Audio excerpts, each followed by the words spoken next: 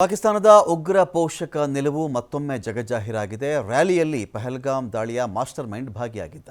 ಪಾಕಿಸ್ತಾನದಲ್ಲಿ ಒಂದು ರ್ಯಾಲಿ ಆಗುತ್ತೆ. ಈ ರ್ಯಾಲಿಯಲ್ಲಿ ಪಹಲ್ಗಾಮ್ನ ಮಾಸ್ಟರ್ ಮೈಂಡೇ ಭಾಗಿಯಾಗಿದ್ದ ಲಷ್ಕರ್ ಎ ತೊಯ್ಬಾ ಕಮಾಂಡರ್ ಸೈಫುಲ್ಲಾ ಕಸೂರಿ ಇದ್ದ ಅಲ್ಲಿ. ಸೈಫುಲ್ಲಾ ಕಸೂರಿ ಒಂದು ರ್ಯಾಲಿಯಲ್ಲಿ ಭಾಗಿಯಾಗ್ತಾನವನು.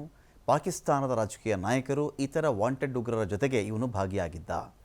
ರಾಜಕೀಯ ರ್ಯಾಲಿಯಲ್ಲಿ ವೇದಿಕೆ ಹಂಚಿಕೊಂಡಿದ್ದಾನೆ ಸೈಫುಲ್ಲಾ ಕಸೂರಿ. ಪಾಕಿಸ್ತಾನದ ಪರಮಾಣು ಪರೀಕ್ಷೆಗಳ ಸ್ಮರಣಾರ್ಥವಾಗಿ ರ್ಯಾಲಿಯನ್ನು ಆಯೋಜನೆ ಮಾಡಲಾಗಿತ್ತು. ಪಂಜಾಬ್ ಪ್ರಾಂತ್ಯದ ಕಸೂರ್ನಲ್ಲಿ ನಡೆದಂಥ ರ್ಯಾಲಿ ಇದು. ಪಾಕಿಸ್ತಾನ್ ಮಾರ್ಕಾಜಿ ಮುಸ್ಲಿಂ ಲೀಗ್ ಆಯೋಜನೆ ಮಾಡಿದಂಥ ಕಾರ್ಯಕ್ರಮ ಇದು. ಕಸೂರಿಯಿಂದ ಭಾರತದ ವಿರುದ್ಧ ಘೋಷಣೆ ಕೂಗಲಾಗಿದೆ. ಅಲ್ಲಿ ಪ್ರಚೋದನಕಾರಿ ಭಾಷಣ ಮಾಡಿದ್ದಾನೆ. ರ್ಯಾಲಿಯಲ್ಲಿ LET ಸಂಸ್ಥಾಪಕ ಹಫೀಜ್ ಸಯೀದ್ ಪುತ್ರ ತಲ್ಹಾ ಸಯೀದ್ ಕೂಡ ಇದ್ದ.